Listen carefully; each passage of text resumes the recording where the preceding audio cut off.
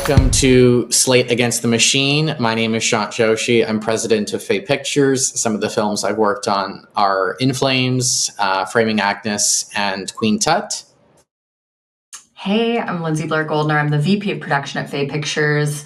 I'm best known for a little indie feature film in Canada called I Like Movies. I've worked on a bunch of short films, including films called Diaspora and Scaring Women at Night. And I'm also known for a killer karaoke night. So that's me. Hi, Oh, no, Leonard. No, please, you go ahead. first. No, you, please. You first. You first. Okay, yeah, sure. Hi, I'm Abdul. I'm VP of Development at Fae Pictures and also a writer. You may know me from such films as Peace by Chocolate, such TV shows as Transplant, and previous work such as Being Leonard's Boss. We'll talk about that crosstalk after the recording is over, Leonard. Let's go to your performance review, buddy.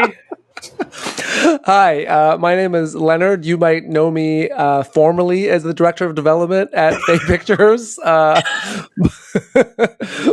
I'm also a writer, comedian. I've done Just for Laughs, Winnipeg Comedy Festival. I wrote for The Trades, Streams Flow from a River, which is a Fae joint. And yeah, that's me. I'm Lisa Valencia Svensson. I'm the VP of Finance at Fae Pictures.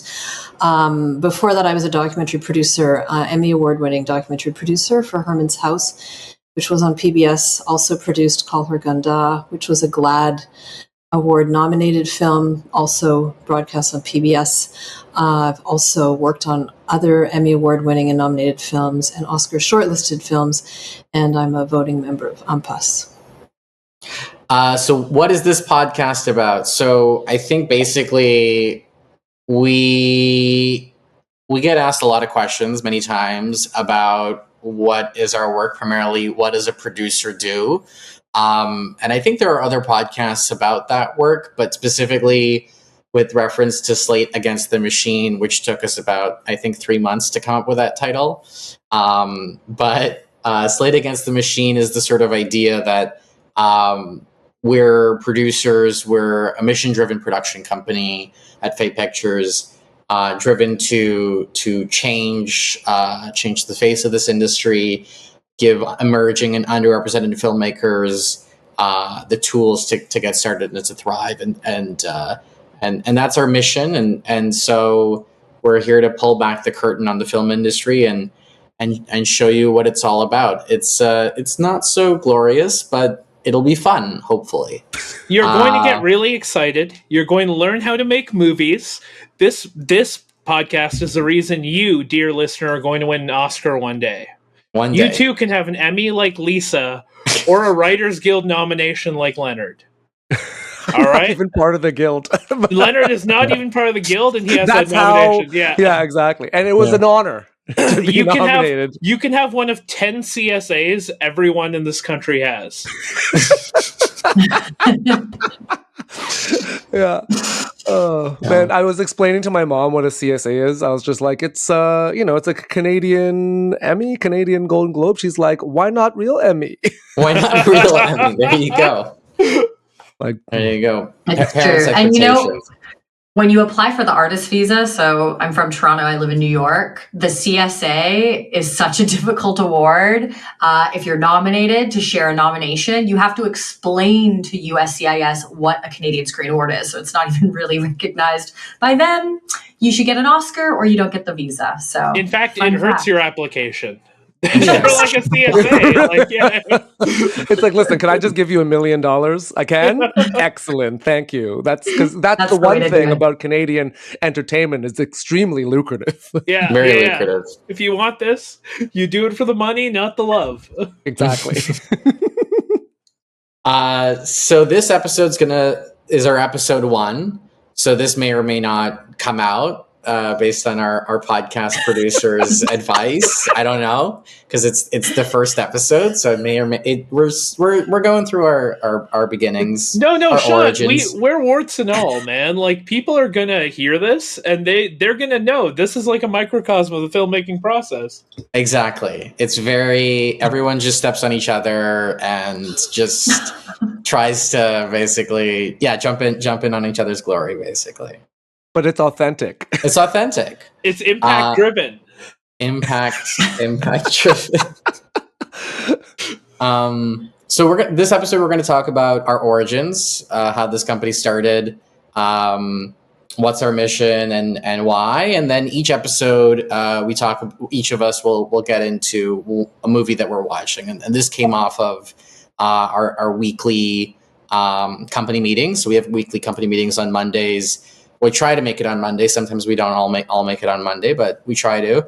And at the end of the meeting, we talk about what we've been watching, and so now we're bringing that to this podcast. We're going to tell you what we've been watching, because it's an opportunity for us to talk about what gets us excited. Because otherwise, there's many moments in this industry where you can just feel like, why am I doing this? And I don't want to be here anymore. And sometimes you just need that reminder of like a really great movie, a really great TV show to be like, oh, I want to make that.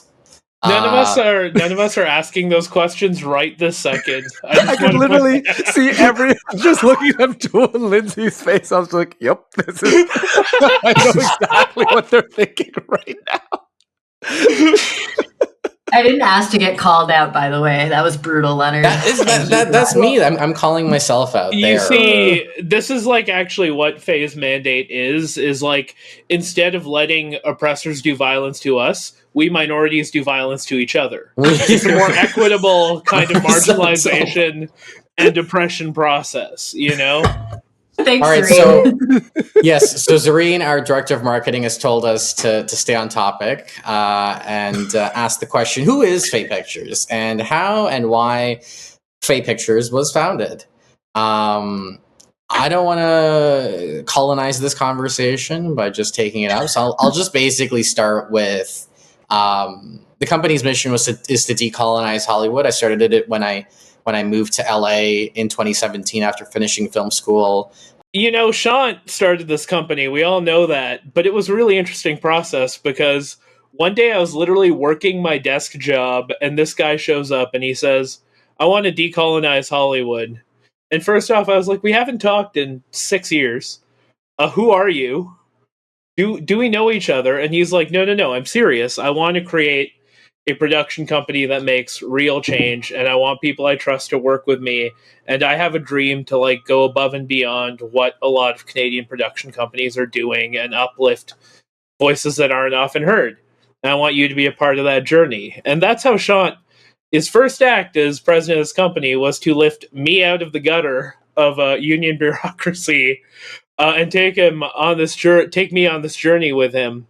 That sort of kicked off Fae Pictures and like the incredible run we've had. And Lindsay, I don't know if you were in a similar boat when this all began, but I was in hell. I wouldn't say I was in hell, but Shant and I had just met at the Canadian Film Centre, and I had never produced a narrative thing before. I had been working in commercials. That was my background. I was a huge fan of indie cinema. I worked at a video store. I thought I would be like a film critic or a programmer. I didn't think I would make movies. So by the time I met Shant at the CFC, I had quit my like well-paying salaried commercial job. I decided I wanted to make indies, and then lockdown happened, and Shant and I had conversations. Maybe we should work on this project together. We talked about Queen Tut. We talked about Granny Lee. But then we were trapped in COVID times and we were stuck at home. And I remember, Abdul, that's when we first started chatting, because the three of us started kind of talking about what could Fae Pictures be if you had development and I had production, and Shant is like our fearless leader. That was when I came in. I mean, and it's interesting because it's like with a company like this, like I don't know how you were feeling, Lindsay, but I was like, this is a nice like hobby project. And then all of a sudden it's like, yeah, we have a film at Sundance that won an award. You know that, right? And I'm like, yeah, you're full of shit. And he's like, no, I mean it. Here's the email. I'm like, oh, this is real. Like, this is a job now. We have things to do. That's how Shant ruined my life. No, it's been a fantastic journey. You were employed now, yeah. Yeah, it was sometime around like April 2020, and I had just applied for a job at my local boxing gym because I knew that it was going to be harder to work as things were shutting down, and I thought, the boxing gym will stay open. Spoiler alert, it didn't. And then Shant mentioned, maybe now is a good time for development, and maybe we can work on building this thing together. And I also, like you, Abdul, thought this is like a fun hobby for a little bit. Let's see how it goes. And we are just over 5 years later. It is officially my longest relationship. Well, as in boxing, as in filmmaking, shoot like a butterfly, slate like a bee, sound speed. That's taking me a while to process.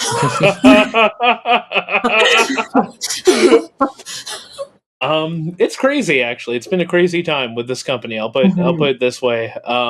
Like sometimes when you go through the process of how did we get here to this exact moment? We are recording together, separated by vast distances. It's like, oh man, we have really been on sharing a microphone, or sharing a microphone, and earbuds. It's been a real roller coaster. It's actually and a very messy one, but I think that's the part no one talks about when it comes to running a company is it actually never gets less messy. It just becomes more messy with more risk, which is nice. You should, if you are listening to this, you should definitely do it. Yeah, it's right now is the perfect time to start a company. Yeah, right now, especially in film and television. Especially in film in this time. And Lisa, I have a comment about the messy and more messy and all the things. Briefly, I think I keep forgetting that you guys started this company. I've been with it 2.5 years, right as COVID started and lockdown happened. So I don't know any aspect of any of our lives, and I mean our in a broad sense, that didn't become extremely messy for 1, 2, 3 years. And arguably, in many ways, we're still coming out of it. So it's kind of phenomenal to think of how far Fae came despite such an extraordinary challenge. So there's that. And then I think in terms of it doesn't get any less messy. I think inside a company, and there's what the company is dealing with external to itself. And you never have full control of what's external to a company, but I think a company can become less messy inside. And that is a goal. And that's certainly a goal that we are reaching with, all of us working on that together. So, yeah.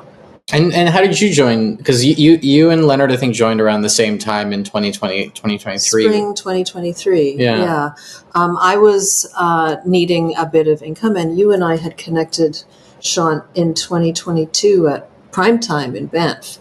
And so I've been on my little own rampage about equity, especially racial equity and representation in the screen sector for decade and a half at this point, although I was focused heavily in the documentary world where I was active. So my ranting on this started in 2010, maybe, but there wasn't so much of an audience. It was very much not a topic that anyone wanted to engage in, and to really raise it publicly at the time was to think about the effect on your career.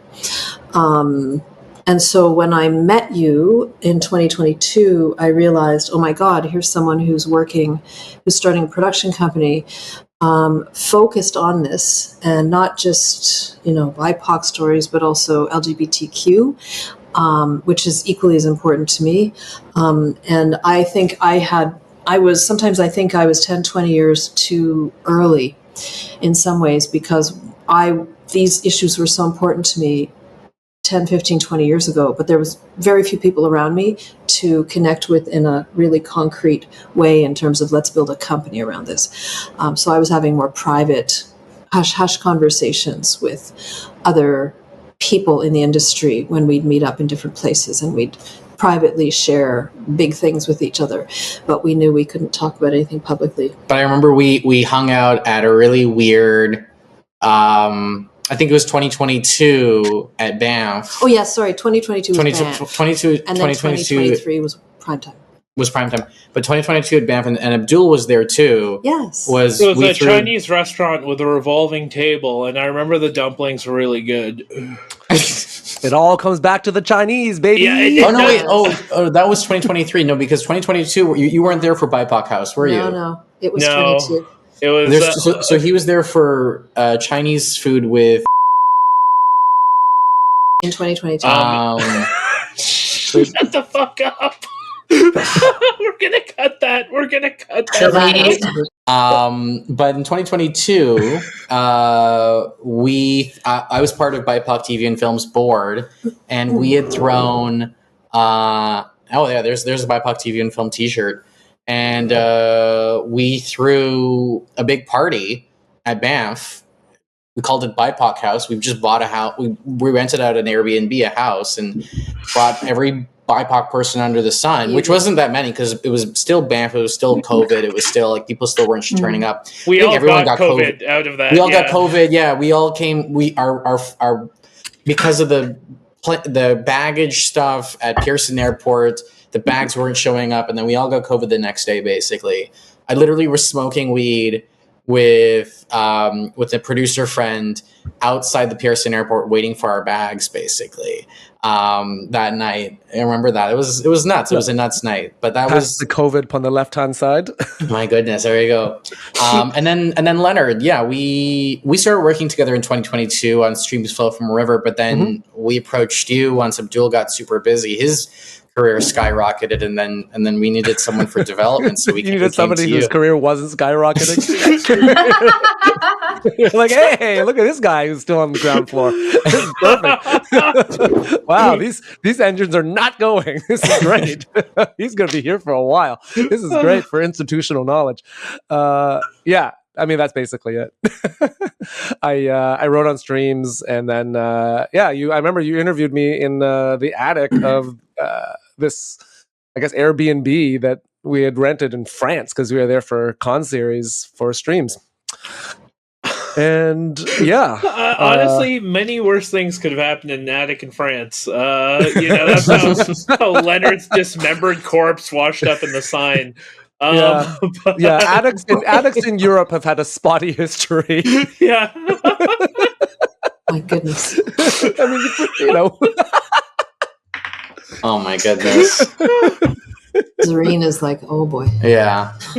But I mean, since then, I feel like 2022 and 2023 were such very special moments where we sort of were just starting to, because like Abdul said, that was when we had Framing Agnes at Sundance that won 2 awards. In Flames and Streams Flow from River went to Cannes in 2023. Things were starting to really look up because we had just started to really sort of blossom and grow and really create a profile. And then how does it feel now? I guess it's been 2-ish years since, more than 2 years since. Where are we feeling at now? How do we feel about things right now? I mean, it's good. We see momentum. We see growth. We see things happening. We still have as many successes and failures as we were having years ago, which I think is just the rhythm of the business, right? I think that's also one of the things that separates an independent film production company or an independent production company from a major studio is you do have to chug at a bit of a different pace. You know what I mean? You can be a bit braver. You also have to be more creative. And that's the hard part about this kind of company is you have to be very out of the box, and we've had this conversation. I know you and I have, Shant, where it's just you'll talk about some idea and I'll be like, that is the thing everyone says they don't want. And then 6 weeks later, you're like, yeah, I think we can get money for this. Here's how. And I'm like, Jesus Christ. And those are annoying conversations sometimes, but they're also very generative, It's a difficult time, but when is it not a difficult time to work on independent production, right? When we started working, it was pandemic. That brought its own issues. Now, we just outlived a strike that was industry wide, where you saw narrative Oscar-winning filmmakers working in commercials because they couldn't get work otherwise. And now we're coming out the other end of that. Everyone said survive till 25. Things were slow to pick up. And it's no matter what you have to keep doing in this industry is to maintain momentum is you have to have a number of things in the fire in development at different stages so that you can kind of keep that momentum and keep that energy flowing. But to say it's an easy journey would be not truthful. Independent film and certainly independent production, like you really have to find the people that energize you and keep you invested, because it can be difficult to find this work sustainable.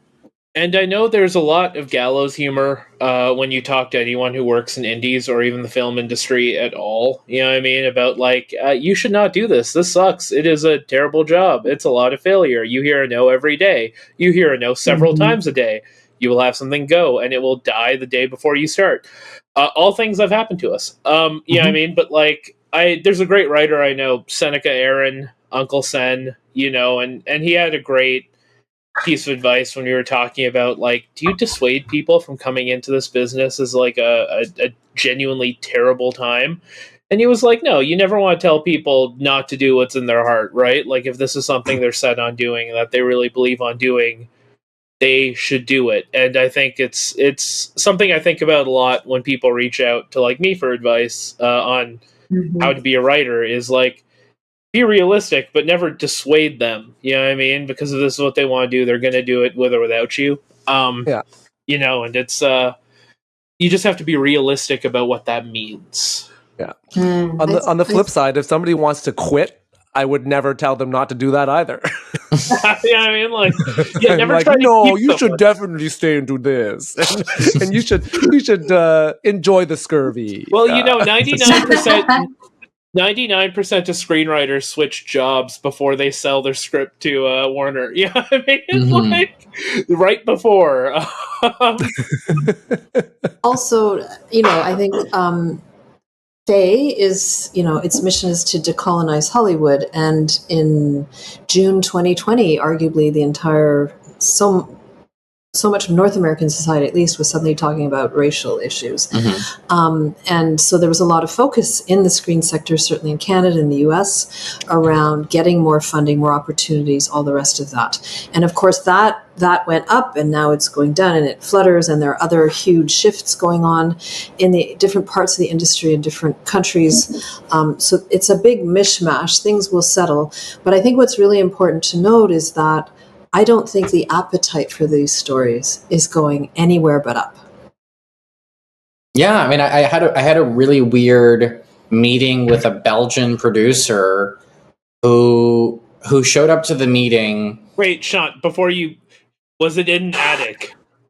No, it wasn't. No, it was on Zoom. It was on Zoom. It was a meeting on Zoom, not in an attic. No. And also, in response to what Lisa said, I think my cat heard that and was like, no, we need more whites on camera.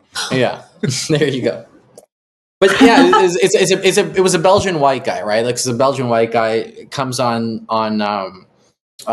Zoom, and he looks upset. He looks as if I'm about to waste 30 minutes of his time, basically, because what had happened was we were supposed to meet at the Venice Film Festival. Lindsay and I were at Venice with a short film we had called The Curfew that was in competition, and we had set up a couple of meetings, and some of our meetings said, "Oh, I can't make it," or "We can't find a right time, so let's meet on Zoom afterwards."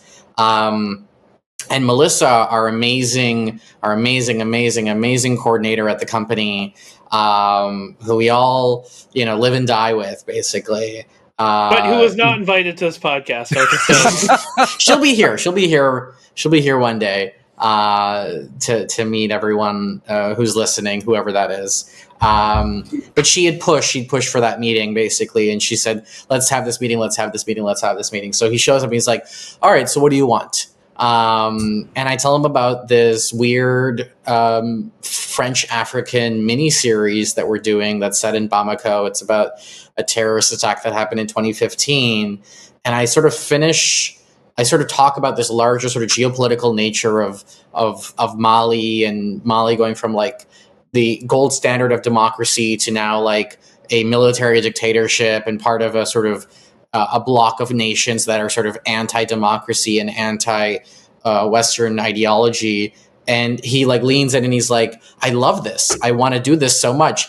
And then he's like, "How many other Belgian producers have you met with?" And I was like, "None. You're the first one." He's like, "Meet with no one else. Send me the materials and let's work together." And I'm like, "Great."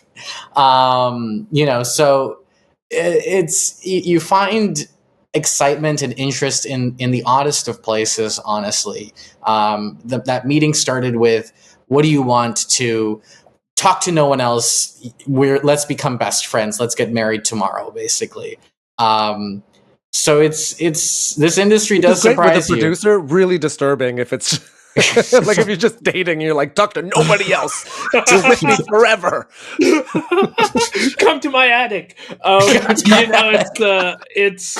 But Shant, I think you just landed on something that I think is really valuable, which is you were story first, right? And I think that's something that we often forget about in the idea of decolonization or telling diverse stories, is that, like, the actual nature of marginalization or who is telling the story always comes second to how that their story is being communicated and what they're saying and the way that story is being told and how good that story is, right? Like, we're not in a paradigm where just a being of a group of people, because there's a lot of diverse people telling stories these days, will or should get you through the door. It's having a great story that communicates that experience, that vision, the idea, and going forward with that and being like, it's reflective of my own emotions, experiences, and journey is the second layer, right? Like, that project you're talking about, you know what I mean? It's a really good story. That is so crucial. You know what I mean? It's like, it's easy to get into the block.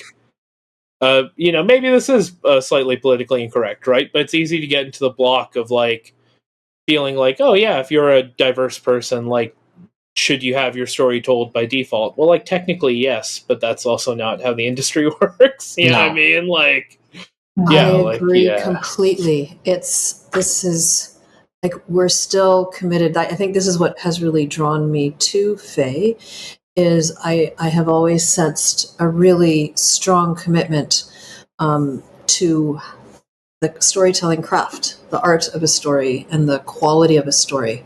And I think to me, that's a through line that's going to be evergreen.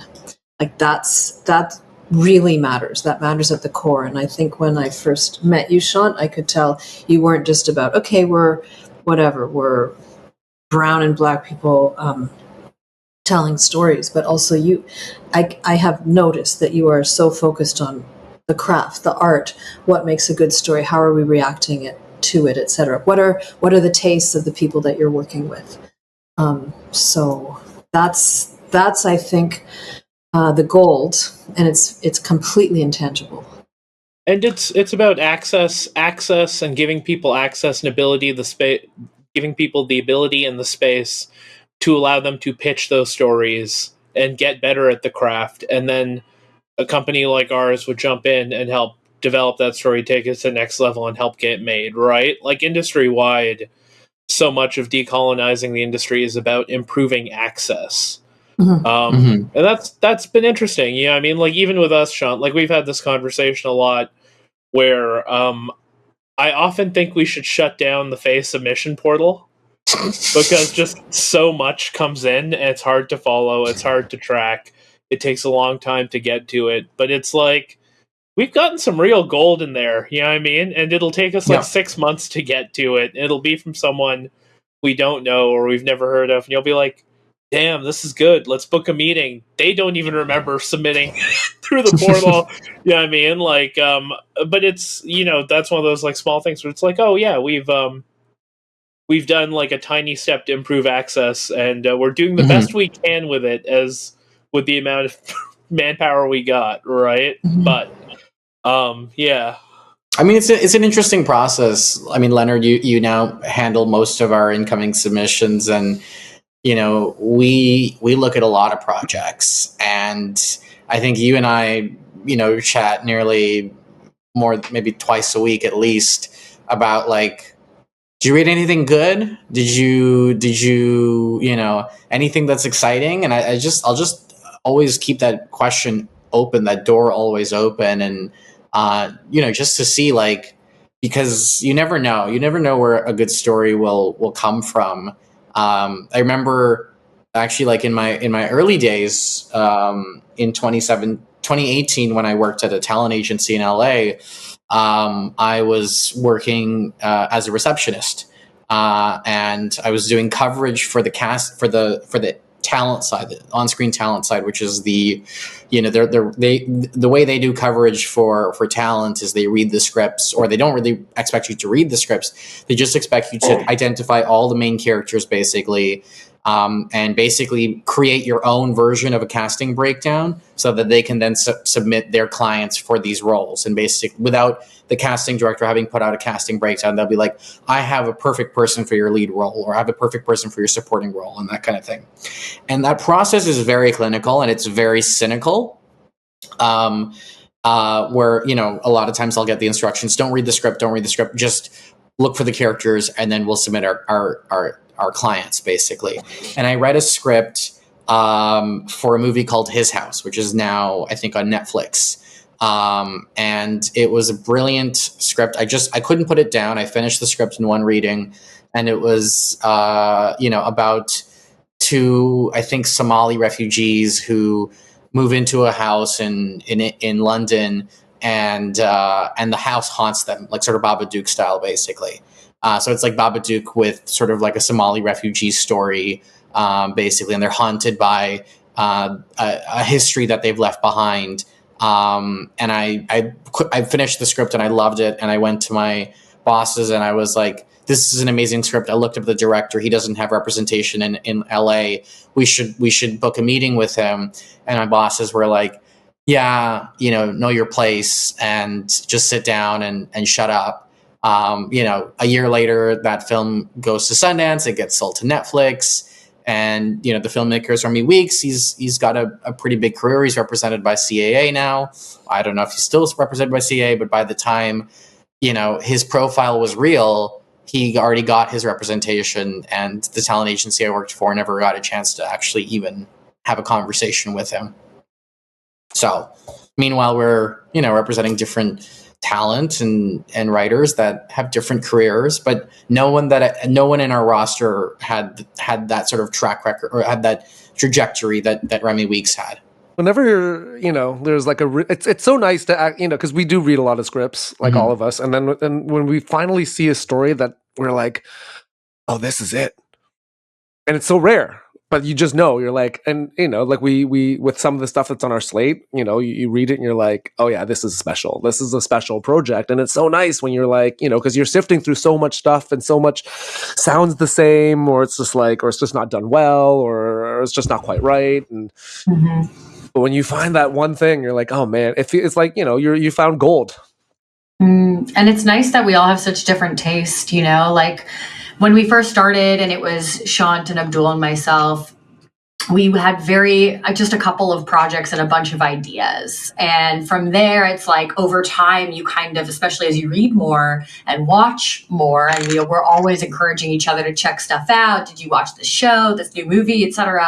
It also informs taste. And so like over time, I kind of see the team at Fae is having these very specific pillars of interest. And there is an intersection, like there's a Venn diagram of all the weird stuff we like. And in the center, there's like the Fae applicable, decolonize Hollywood stuff that has a little bit of like, the comedy stuff that appeals to Leonard, the weird body genre stuff that appeals to me, some documentary stuff released that like, we all have our own very specific things, but there is like a sweet spot where when you're working with a company, you're trying to define like what are the kind of projects Fae makes, figuring out what that looks like. I mean, I think it took some time. I think we were quite general, and over the past 5 years, I think we're getting a little more concise. And while we are genre agnostic in a true sense, there is still this kind of through line that is what carries one project to another on our slate. And I think part of that sweet spot is also, early on it was, well, we don't really know the market because we're morons and we're just figuring this out, right? And it's like, I think one of the things that you develop as like a passive skill in this is understanding the ebbs and flows of the market. And also like figuring out how to hold each other accountable creatively into the kinds of projects you want to take to the company without being too much of a dick about it is like, I think, a interesting challenge, but it's also something that like you sort of have to develop as a soft skill. Because I think, to what you're saying, Lindsay, like a lot of the projects we pick at this point are driven by a sense that like we can see a market for this. We don't know how, but like there is an intuition that this project can sell. And if someone feels really strongly about it, I'm not going to argue. Like, that project that Shant sold to the descendant of King Leopold, or got him to like join on, right? Like I did not see an avenue to that at all. Like I'm just like, brother, what are you doing, Shant? Yeah, I mean, like this is not a project we should be producing. And you're like, no, I think there's value to this. I really do believe it. And it's like, so far I have been proven wrong, and I'll eat that, right? But it's like, you sort of, complementary skills are good. You want people who don't necessarily agree with you creatively, right? Like, I've known Shant, you and I have known each other for more than a decade now. And I think it's actually quite rare that we agree on films, you know what I mean? Like there was a year-long period where we stopped talking because you hated Boyhood. Yeah, I mean, like, so I mean, like, not a fan. No, I rewatched it recently. Perfect movie, but like, it's one of those things where it's like, no, you want people who have different tastes who can keep you out of that zone of like, what is your comfort film? Because it's not everyone's, and there's always going to be people who will like watch something if it's good, right? Even if you don't see it. Listen, we walked away from. While I hated Boyhood, I still like Patricia Arquette, and she did a fantastic job in Severance. So that's a point for me. So I'm going to segue us to the closing bit of this first episode by moving us to the conversation of what we're watching, since we've already just gotten to that conversation. Yeah. So I think for this episode, that's me, but in each episode, that'll be different members of the team. But I'm going to mention a film that both Lindsay and I watched. Lindsay saw it at I'm sorry, wait. What a BDE move it would be if it was always you, though. If it's always you telling us you watched a movie and then you have to talk about it for the allotted amount of time. Oh my god! I mean, I watched a movie. No, yeah. It's like Brian Kilmeade talking about how he once used an escalator at a mall. You guys know about that one? No. Oh my god, Brian Kilmeade, with the whole, the escalator controversy around at the UN, Mr. T, at the UN, and Brian Kilmeade went on for about 5 minutes talking about how he went into a store, went up to the second floor because the first floor is never for the men's, and he took an escalator and the escalator worked, and that was the end of the story. I mean, I think this is where we bring up, a great comedian, Mitch Hedberg, who basically said an escalator can never break; it can only become stairs. It can only become stairs. There you go. But yeah, to mention a great film that I really enjoyed, that Lindsay's also seen, and most people who are listening to this probably won't have seen, but hopefully one day we'll have a chance to see it. The film is called The Memory of Princess Moonbi. It was at the Venice Film Festival when we were there, and we actually got a chance to meet with the team at a Swiss cocktail party. And it's a really cool young team of very like-minded filmmakers from Switzerland who the guy's name is Damien Hauser is the director. He basically picked up a camera, self-funded it, went to Kenya, and shot a film with like 2-3 actors basically, and a bunch of AI, and all over. Yeah, we just went all over Kenya making this film. Completely self-financed, like no state funding and nothing of the sort. And we were just talking about co-productions and stuff like that, and how he could do that for his next movie. But That movie was amazing. So Lindsay saw that at Venice, and I saw that at Toronto. And the filmmakers are just, Damien's amazing. The actors are amazing. And the use of AI was just, honestly, I've seen some really great experimentation with AI. Now let Mhm. me add in something here. Sorry, I'm not to cut you off there, but it's also important to run a company with people who have different opinions on the usage of AI than you. I feel that is a segue to our next episode. Next episode.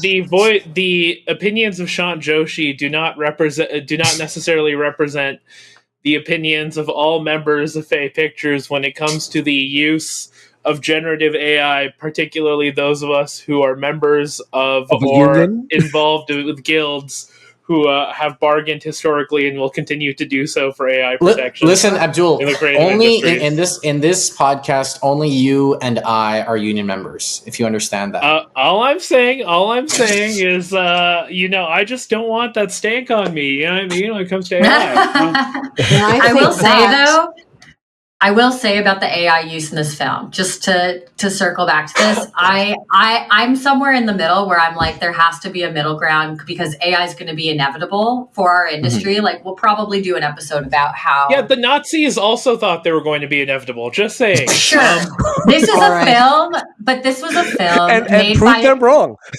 But made by literal kids. They're not replacing any like actual talent. Like, really, their AI uses backgrounds, locations and backgrounds, which brilliant Afrofuturist backgrounds. Yeah, stunning stuff that they definitely could not have done at all without spending an arm and a leg to try and get $1 million budgets easily. Yeah, the visual effects and everything. Yeah. Well, how about we wrap it there, because that is the cliffhanger, and that just absolutely nails how you can have a production company that is doing the things that Faye is doing and having the debates internally that we are having, clearly. Thank you. This podcast has been brought to you by ChatGPT. I would actually also have challenged you to come up with a film that the people listening to this would have had access to. Mm-hmm. But that's for a future episode. I know I'm elitist that way. No. But just to close it off, to stay updated on our ongoing adventures at Fae Pictures, you can follow us at Fae Pictures. And if you have a topic you really want to learn about, email us at hello@faepictures.com. And we'll be back in whatever time the next podcast comes out. Our next podcast will be about building a team, because this is what an amazing team looks like when everyone interrupts each other and shuts down each other's. I mean, we will also have a case study from our first failed production company next episode. Yes, for sure. So stay tuned. Stay tuned. Yeah. Stay tuned. Take care, everyone.